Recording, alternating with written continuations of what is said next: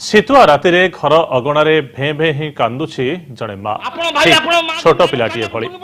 ଶୀତ କାକରରେ ଦାଣ୍ଡରେ ପଡ଼ି ରହିଛି ବୁଢ଼ୀ ମା। ଆଖିରୁ ଧାର ଧାର ଲୁହ ଗଡୁଛି, କାରଣ ଯେଉଁ ପିଲାକୁ ଜନ୍ମ ଦେଇ ପାଳି ପୋଷି ବଡ଼ କରିଥିଲା ଏ ମା, କୁଳାଙ୍ଗାର ପୁଅମାନେ ତାକୁ ଘର ବାହାରକୁ ତଡ଼ି ଦେଇଛନ୍ତି, ଯେଉଁଥିପାଇଁ ମଶିଣାଟିଏ ପକାଇ ଦାଣ୍ଡରେ ଚାହିଁ ରହିଛି ପୁଅମାନଙ୍କ ଡାକକୁ। ଏ ଭିଡିଓ ଆଜି ସୋସିଆଲ ମିଡିଆରେ ବେଶ୍ ଭାଇରାଲ ହେବାରେ ଲାଗିଛି।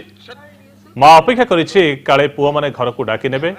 ଆମ ଦୁନିଆର ଅନ୍ୟ ମାମାନଙ୍କ ଭଳି ଏ ବୃଦ୍ଧ ମା ବି ହୁଏତ ଆଶା କରିଥିଲା ପୁଅମାନେ ବୃଦ୍ଧ କାଳରେ ସାହାରା ହେବେ।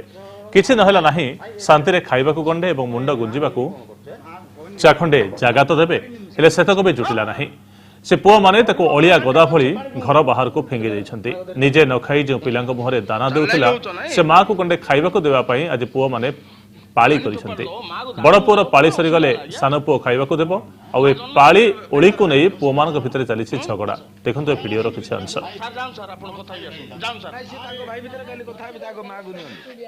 ଆପଣଙ୍କୁ ଜନ୍ମ କରିଛନ୍ତି ନା ମା? ଆଜ୍ଞା ମୁଁ ନାଇଁ କହିଲି କି ମୁଁ ନାଇଁ କହିଲି କି ଆପଣ ନାଇଁ କରୁନାହାନ୍ତି ତ? ମା ଆପଣଙ୍କୁ ଜନ୍ମ କରିଛନ୍ତି, ଆପଣ ବଢେଇଛନ୍ତି, କୋଳେଇଛନ୍ତି, କାଖେଇଛନ୍ତି, ମଣିଷ ନାଇଁ କରିଛନ୍ତି। କରୁନି ଆଜ୍ଞା। ବର୍ତ୍ତମାନ ଯେହେତୁ ତମ ଦି ଭାଇ ଭିତରେ ପଡୁନି, ମା ଦାଣ୍ଡରେ ରହିବ କି ଆଜ୍ଞା? ଗୋଟେ କାମ କରନ୍ତୁ, ବର୍ତ୍ତମାନ ପାଇଁ ବୋଲି ରଖନ୍ତୁ। ତାପରେ ଭାଇ ଭାଇ ମେଡିକାଲ ନେବେ। ମୋର ପହରଦିନ ଫଙ୍କସନ ଅଛି ଆଜ୍ଞା। ଫଙ୍କସନରେ ମାକୁ ଛାଡ଼ିଦେବେ ଆପଣ ଦାଣ୍ଡକୁ? କି ଅବସ୍ଥା କଥା, ମେଡିକାଲ ଜଏନ୍ କରିବେ ବୋଲି ମୁଁ ଫଙ୍କସନ। ନାଇଁ ନାଇଁ ଆପଣ ଫଙ୍କସନ ନାଇଁ, ମାକୁ ଦାଣ୍ଡକୁ କାଢିଦେବେ। ସେଟା ବନ୍ଦ କର। ଆପଣ ଭଲ କରୁଛନ୍ତି, ଏଇଟା ଆପଣ ଠିକ କରୁଛନ୍ତି। ନାଇଁ ନାଇଁ ଆପଣ ଶୁଣନ୍ତୁ ସାର୍, କଥା ନ ଶୁଣିକି ନାଇଁ ନାଇଁ ଆପଣଙ୍କୁ ତାଙ୍କ ମା ତାଙ୍କୁ ଯେମିତି ଜନ୍ମ କରୁଛି, ତାଙ୍କ ବାପା ଯେମିତି ତାଙ୍କୁ ଜନ୍ମ କରୁଛି, ତମ ମାକୁ ତମ ଦାଣ୍ଡରେ ରଖିବ? ଏଇଟା ସୁନ୍ଦର ଲାଗୁଛି ଆପଣଙ୍କୁ?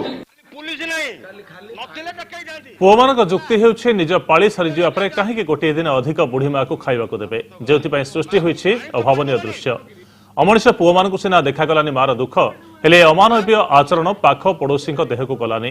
ବୃଦ୍ଧା ମାର ଏ ଦୟନୀୟ ଅବସ୍ଥା ଦେଖି ପହଞ୍ଚିଗଲେ ସେହି ଘର ଅଗଣାରେ, ଯେଉଁ ଘର ଅଗଣାରେ ପଡ଼ି ରହିଥିଲା ମା।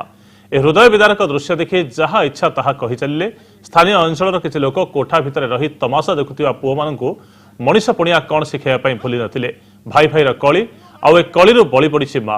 ବ୍ରହ୍ମପୁର ଅନନ୍ତନଗରର ଏମିତି ଏକ ଭିଡିଓ ଏବେ ସୋସିଆଲ ମିଡିଆରେ ଘୁରି ବୁଲୁଛି। ଏଇଟା ଆପଣଙ୍କୁ ସୁନ୍ଦର ଲାଗୁଛି?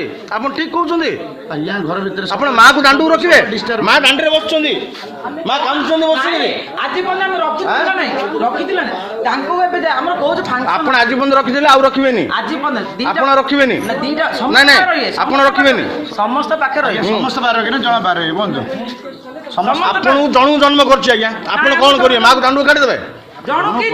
ଆପଣଙ୍କୁ ଯଦି ଦିଟା ଝିଅ ଗୋଟେ ପୁଅ ଜନ୍ମ କରୁଛି, ତାହେଲେ ଆପଣ କହିବେ ଦିଟା ତୋର ଝିଅ ରଖନ୍ତୁ ବୋଲି କହିବେ ଆପଣ? ଏବେ ଦିଟା ପୁଅ ଅଛନ୍ତି ପରା। ଏବେ ଦିଟା ପୁଅ ଅଛନ୍ତି ପରା। ନା ଆପଣ ଭୁଲ କରୁଛନ୍ତି, ଆପଣ ଭୁଲ କରୁଛନ୍ତି। ଗୋଟେ ବୁଢୀ ଲୋକଟାକୁ କନ୍ଦେଇକିରି ଆପଣ ଭୁଲ କରୁଛନ୍ତି, ଦାଣ୍ଡରେ ବସେଇକିରି ଆପଣ ଭୁଲ କରୁଛନ୍ତି। ଆପଣ ଏଇଟା କରୁଛନ୍ତି, ଠିକ କରୁଛନ୍ତି? ଆପଣ ଗୋଟେ ବୁଢୀ ଲୋକକୁ ବାହାରକୁ କାଢୁଛନ୍ତି। ଆପଣ ବୋଉ, ଆପଣ ମା ଆପଣଙ୍କୁ ଜନ୍ମ କରିନି?